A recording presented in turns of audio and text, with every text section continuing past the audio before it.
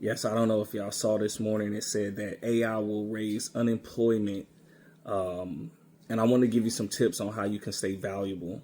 So I want to talk facts. I don't want to talk fear.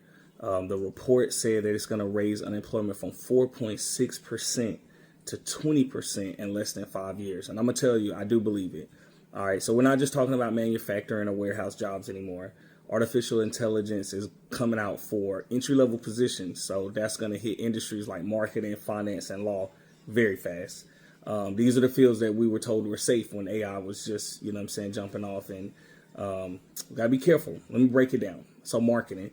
So AI tools are already writing captions, running ads, scheduling content, and analyzing performance. That means that if you're just a social media assistant, AI can replace you in fast, right? For finance, bookkeeping, financial modeling, tax prep, reporting, all of that is being automated right now.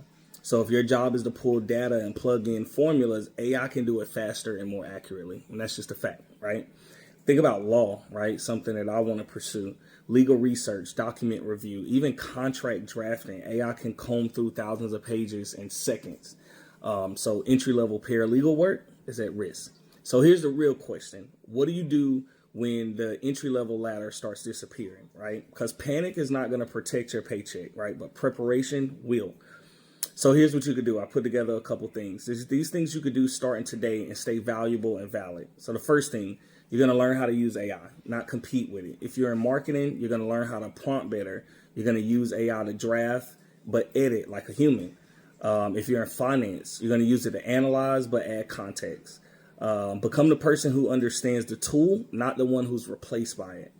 You can develop skills that AI can't replace, right? Things like communication, leadership, emotional intelligence, critical thinking, strategy. These are all traits that employers will find necessary to keep around because AI can't feel, it can't inspire, right? So that emotional appeal, that emotional intelligence that you hold to give emotional appeal or adapt to or connect to is still in you, right?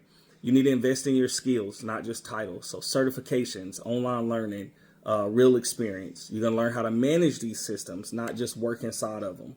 All right. Somebody's going to have to manage these.